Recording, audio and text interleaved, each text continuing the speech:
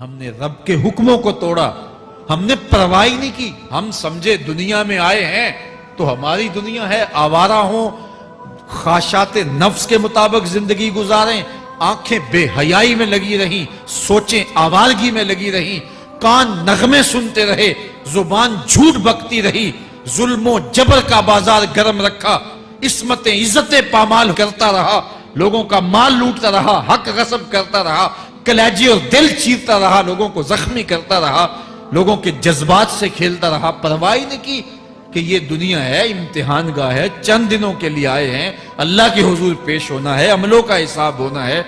اب جب وہ دیکھیں گے کہ ہمارے ساتھ کیا ہونے والا ہے تو ان کے چہرے پہلے بگڑ جائیں گے۔ کیوں؟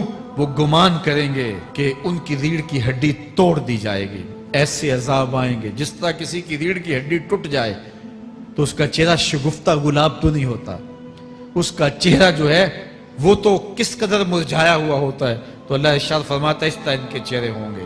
ابھی عذاب آیا نہیں ہے لیکن چہرے پہلے اترے ہوئے ہوں گے، اور جب عذاب کی بھٹی میں ڈالے جائیں گے، اللہ اکبر، اور وہ سخت عذاب، حضور نے جبریل امین سے پوچھا مجھے جہنم کے عذابوں کا ذکر سناؤ۔ عرض کی حضور سب سے ہلکے عذاب کی کہانی سناتا ہوں، اور وہ یہ کہ جہنمی کے پاؤں میں آگ کا جوتا رکھا جائے گا، باقی پورا بدن اس کا سلامت ہوگا۔ یہ سب سے ہلکے عذاب کی کیفیت ہے۔ اب پاؤں میں آگ کا جوتا ہوگا، حدت، گرمی، شدت اتنی ہوگی کہ دماغ پگھل کے ناک اور کانوں کے راستے سے باہر آ جائے گا۔ پاؤں میں رکھے ہوئے جوتے کی گرمی دماغ کو ایسے چڑھے گی کہ وہ پگھل جائے گا اور ناک اور کانوں کے راستے سے باہر آ جائے گا۔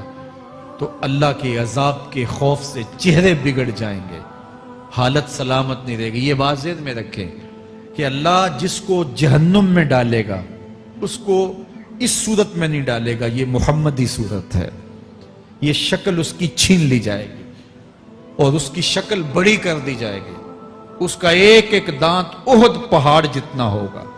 احد پہاڑ کا پھیلاؤ 15 کلومیٹر پہ ہے، 15 کلومیٹر کا ایک دانت، اور 32 دانت کتنے ہوں گے تو منہ کتنا بڑا ہوگا۔ اس کو اتنا بڑا اس لیے کیا جائے گا تاکہ وہ عذاب کی تکلیف زیادہ سہے۔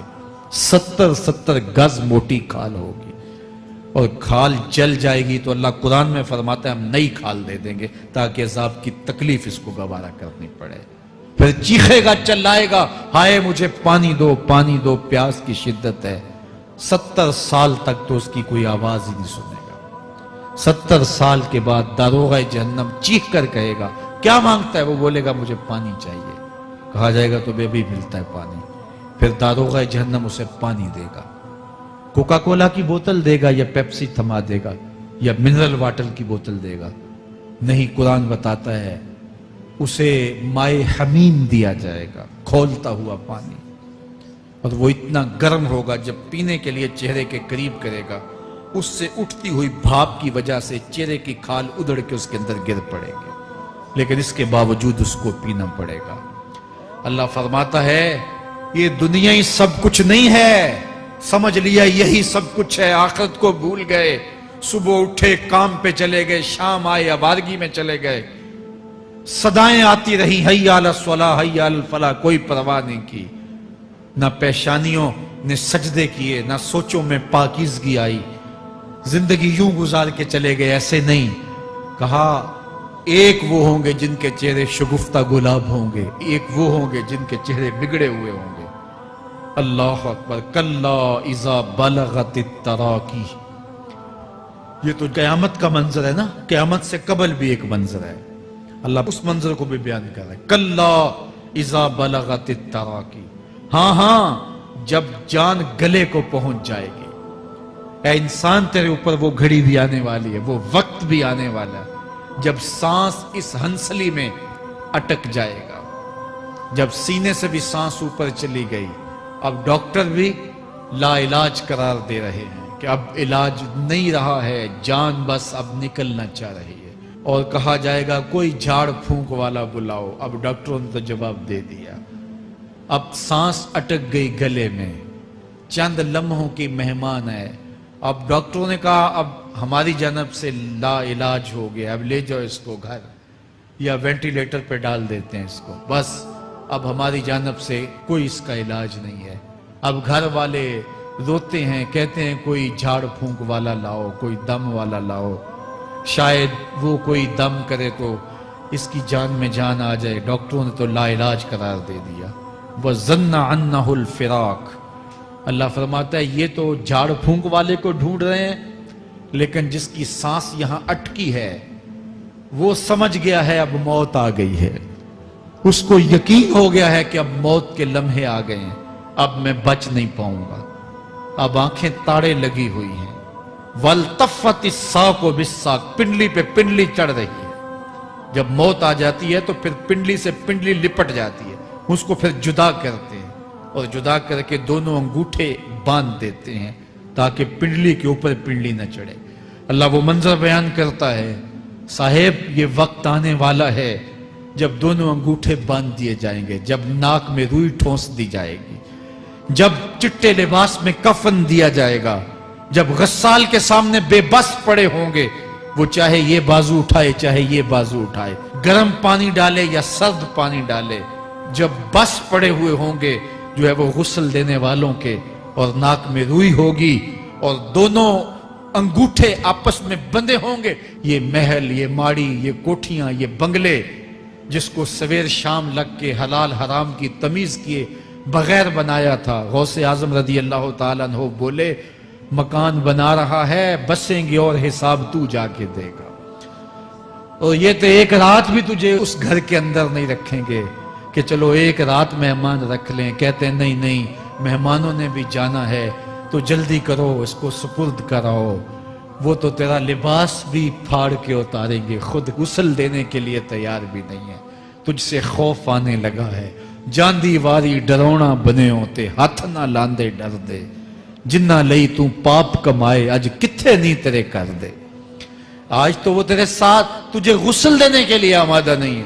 وَالْتَفَّتِ السَّاقُ بِالسَّاقِ. جب پنڈلی پہ پنڈلی چڑھنے لگ جائے گی. إِلَىٰ رَبِّكَ يَوْمَئِذٍ الْمَسَاقُ. اس دن تیرے رب کی طرف ہی لوٹ کے جانا ہے. فَلَا صَدَّقَ وَلَا صَلَّىٰ. اس نے نہ تو سچ مانا اور نہ نماز پڑھی. وَلَٰكِنْ كَذَّبَ وَتَوَلَّىٰ. ہاں جھٹلایا اور منہ پھیر کے چل پڑا. ثُمَّ ذَهَبَ إِلَىٰ أَهْلِهِ يَتَمَطَّىٰ. پھر اپنے گھر کو اکڑتا ہوا چلا. اولا لک فاولا ثم اولا لک فاولا. تیری خرابی آ پہنچی، ہاں تیری خرابی آ پہنچی. اَيَحْسَبُ الْإِنسَانُ أَن يُتْرَكَ سُدًى. انسان دنیا میں یہ گمان کرتا ہے اس کو سدا چھوڑ دیا جائے گا. سدا عربی میں ایسے اونٹ کو کہتے ہیں جس کی مہار کسی کے ہاتھ میں نہ ہو. شترے بے مہار، جہاں مرضی جس گھاٹ سے چاہے پانی پیے، جہاں سے مرضی چارہ لے، تو شترے بے مہار کو کہتے ہیں سدا. تو یہ انسان بھی گمان کرتا ہے کہ میں بھی سدا ہوں، مجھے کوئی کیوں پوچھے، میرے جذبات پہ کوئی کیوں قدغن لگائے، مجھے کیوں روکے کوئی.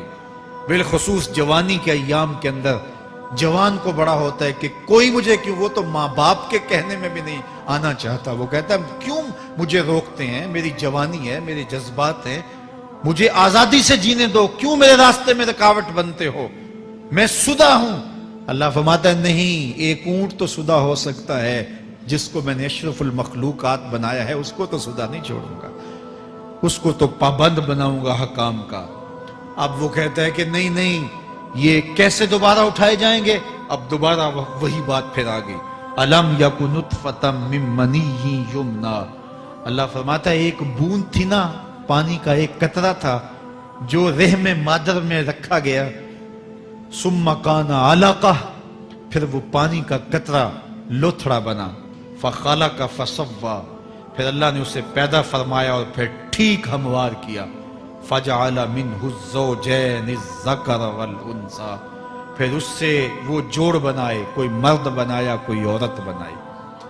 کہا اب غور کر، اب تیری آنکھیں دیکھتی ہیں، بجلیاں چمکتی ہیں، تیری زبان کا طوطی بولتا ہے، لوگ اشش کرتے ہیں تیری گفتگو پہ، تیری گفتار پہ صدقے جاتے ہیں، تیرے لہجے کے جمال کو دیکھتے ہیں، تیرے سینے کا زور، تیرے پنجوں کی طاقت، تیری دماغ کی تیزیاں اور تیری سوچوں کے اجالے، تیری زوردار ٹانگیں، تیرے کڑیل بازو اور تیری چوڑی چھاتی اور تیرے گلاب کی پتیوں جیسے ہونٹ، اے انسان یہ سب کچھ کہاں تراشا گیا؟ ماں کے رحم میں، اس تاریکی میں جو 3 پردوں میں تھی، تیرا سر تیرے گھٹنوں میں تھا، اور تیرے رب نے وہاں تیرے اندر نسوانیت یا رجولیت کی صلاحیتیں پیدا کی، تیری آنکھوں میں چمک پیدا کی، تیرے کانوں میں نغمے بکھیرے، تیری زبان کے پٹھوں پہ قوت ذائقہ رکھی،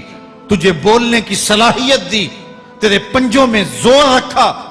آج تو مفتی شہر ہے، آج تو علامۃ الدہر ہے، آج تو قاضی القضات ہے، آج تو منسٹر ہے، آج تو وزیر اعظم ہے، آج تو پہلوان ہے، آج تو شہزادہ ہے، آج تو بادشاہ ہے، آج تو زوراور ہے، آج تیری طاقت کے کیا کہنے؟ آج شیروں کو تو نچا لیتا ہے، ہاتھیوں کو تو بٹھا لیتا ہے، آج تو بڑا زوراور گھڑ سوار ہے، آج تیری طاقت کے کیا کہنے؟ تو کشتی کرتا ہے، زمانہ دیکھنے آتا ہے، آج تیری طاقت کے شوہرے ہیں، تیری عظمت کے تنتنے ہیں، لیکن انسان تو ایک ناپاک قطرہ تھا اور رحم مادر میں تھا۔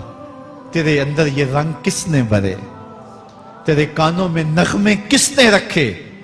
تجھے دماغ کی قوتیں کس نے دی؟ زبان کو بولنا کس نے سکھایا؟ آنکھوں میں توانائیاں کس نے رکھی؟ تیری زبان کا طوطی بولتا ہے، یہ سلیقے کس نے دیے؟ پھر اللہ فرمایا، کتنا زوردار بیان ہے، الیس ذالک بقادر علی ان یحیی الموتى، جو ماں کے پیٹ میں ایک نطفے کو ایک خوبصورت انسان بنا سکتا ہے، ہڈیوں کو جوڑ کے دوبارہ انسان نہیں بنا سکتا؟ کیا وہ دوبارہ تجھے کھڑا نہیں کر سکتا اپنے سامنے پیش ہونے کے لیے؟ جس کے حکموں کو تو نے توڑا ہے، جس کے فرامین کا تو نے مذاق اڑایا ہے، کیا وہ اتنا ہی بے بس ہے کہ اپنے حضور تجھے جو ہے وہ کھڑا ہی نہیں کر سکتا ہے؟ جس رب نے تجھے ماں کے شکم میں شکل دی، حضرت شیخ فرید الدین عطار بولتے ہیں، سانے کستی سلاتی می شود، ایسا کاریگر ہے مٹی سے بادشاہ بنا ڈالتا ہے۔ اس نے مٹی سے دارا و سکندر بنائے، اس نے مٹی سے جو ہے وہ رستم و سہراب بنائے، اس نے مٹی سے کیا کیا بنا دیا جو مٹی سے بادشاہ بنا سکتا ہے، جو نطفہ رحم مادر سے جو ہے وہ شکل اور صورت اور رنگ اور جمال بنا دیتا ہے۔ تیری صورت نکھرتی ہے، تیرے ہونٹ گلابی ہیں اور تیری نرگسی آنکھیں ہیں، تیرے ریشمی بال ہیں اور تیری خوبصورت رنگت ہے، تو چال چلتا ہے تو لگتا ہے قیامت چل رہی ہے، تیرا قد رانا جو ہے وہ صنوبر کو شرماتا ہے، تیری گفتار کے تنتنے ہیں۔ جس نے اتنی خوبصورت شکل ماں کے رحم میں بنائی، کیا وہ ہڈیوں کو جوڑ کے دوبارہ انسان نہیں بنا سکتا؟ وہ دوبارہ انسان بنائے گا اور پھر تجھے اپنے حضور کھڑا کرے گا۔ اور ایک حدیث میں آتا ہے، اللہ بندے کو اپنے حضور کھڑا کرنے کے بعد اپنے سامنے سے ہٹنے نہیں دے گا جب تک 5 سوال نہیں پوچھ لے گا۔ ان عمرہ ہی فیما افنا ہو، اس کی عمر کے بارے میں پوچھے گا، کہاں ضائع کی؟ میں نے تجھے زندگی دی، 60 سال 70 سال 40 سال 50 سال، اس زندگی کو کہاں گزار کے آیا ہے؟ ان شباب ہی فیما ابلا ہو، اس کی جوانی کے بارے میں پوچھا جائے گا، جوانی کہاں گزار کے آیا ہے؟ مجنوں تو نہیں بنا رہا، خواہشات کا اسیر تو نہیں ہو گیا، دیوانوں کی طرح زندگی تو نہیں گزار کے آ گیا؟ تیری جوانی کسی چوک میں تو نہیں گزری، تیری جوانی آوارگی میں تو نہیں گزری، ساری رات سوشل میڈیا کے اوپر گندگی اور غلاظتیں تو نہیں دیکھتا رہا؟ تیری زندگی گزری کہاں ہے؟ تیری جوانی گزری کہاں ہے؟ اگر کوئی جواب نہ ہوا تو پھر کیا جواب دے گا؟ اور وہ کتنا خوش نصیب ہوگا جو کہے گا، مالک میری جوانی سجدوں میں گزری، میری جوانی قیام میں گزری، میری جوانی رکوع میں گزری۔ میرے حضور فرماتے ہیں، سبعۃ یظلھم اللہ فی ظلہ یوم لا ظل الا ظلہ، 7 اشخاص ایسے ہیں قیامت کے دن جب کوئی سایہ نہیں ہوگا، اللہ ان 7 کو اپنے عرش کا سایہ دے گا۔ ان میں سے دوسرا شخص میرے حضور نے بیان فرمایا، وشاب نشأ فی عبادت اللہ، وہ جوان جس کی جوانی اللہ کی عبادت میں گزری۔ جوانوں، اپنی زندگی کو مالک کی دہلیز پہ لے آؤ۔ جوانی وہی ہے جو مالک کی چوکھٹ پہ گزرے۔ اپنے دل کا تعلق جوڑو، عشق کرنا ہے تو پھر آمنہ کے لال سے کرو، محبت کا رشتہ ان سے جوڑو، تعلق کا ربط ان سے قائم کرو، جوانی کو دین کی راہ پہ ڈالو۔ اللہ اکبر۔ سنو میرے حضور کا فرمان، انا حبیب اللہ، میں اللہ کا حبیب ہوں۔ پھر فرمایا الشاب التائب حبیب اللہ، جو جوان جوانی میں توبہ کرے وہ بھی اللہ کا حبیب ہے۔ آؤ اللہ کے حبیب بن جاؤ، اللہ کے حبیب بن جاؤ، اللہ کے حبیب بن جاؤ، اللہ کے محبوب بن جاؤ۔ لیلۃ القدر کی گھڑیاں ہیں، رات کا پچھلا پہر ہے، اللہ کے حضور یہ عہد کر کے اٹھو، مالک جو زندگی گزر گئی، آئندہ جوانی کا ایک ایک لمحہ تیرے لیے گزرے گا، جیوں گا تو تیرے لیے، مروں گا تو تیرے لیے، میری ایک ایک سانس تیرے نام وقف ہوئی، میری زندگی کی ایک ایک ساتھ تیرے نام وقف ہوئی، میں اپنا سب کچھ تیرے لیے پیش کرتا ہوں۔ میری زندگی کا مالک بھی تو ہے، میری موت و حیات کا خالق اور مالک بھی تو ہے، یہ زندگی تو نے دی، تیری امانت ہے، تیرے حضور ہی پیش کرتا ہوں۔ اور لیلۃ القدر کی گھڑیوں میں اس عزم کے ساتھ گھروں کو لوٹو کہ اللہ میری زندگی کا ایک ایک لمحہ تیرے نام ہوا، آنے والے موسم تیرے نام ہوئے، میری جوانی تیرے نام ہوئی، میرے آنسو تیرے نام ہوئے، میری پیشانی تیرے نام ہوئی، میرے دل کی دھڑکن تیرے نام ہوئی، میری صلاحیتیں تیرے نام ہوئی، میری زبان بولے گی تو تیری تسبیح بولے گی، تیرے ذکر کے ترانے پڑے گی، میرے کان سنیں گے تو قرآن کے نغمے سنیں گے، میری آنکھیں دیکھیں گی تو مالک تیری قدرت کی نشانیاں دیکھیں گی، تیرے رسول کا روضہ دیکھیں گی، تیرا کعبہ دیکھیں گی۔ مالک میری زبان سچائی کے نور سے مالا مال ہوگی اور میں ساری زندگی تیرے نام کرتا ہوں، اور جب آپ اپنی ساری زندگی اللہ کے نام کر دیں گے تو پھر وہ پوری کائنات تمہارے نام کر دے گا۔ کی محمد سے وفا تو نے تو ہم تیرے ہیں، یہ جہاں چیز ہے کیا لوح و قلم تیرے ہیں۔ اللہ آپ سب کو اپنی پناہ میں، امان میں اور حفاظتوں کے ساتھ میں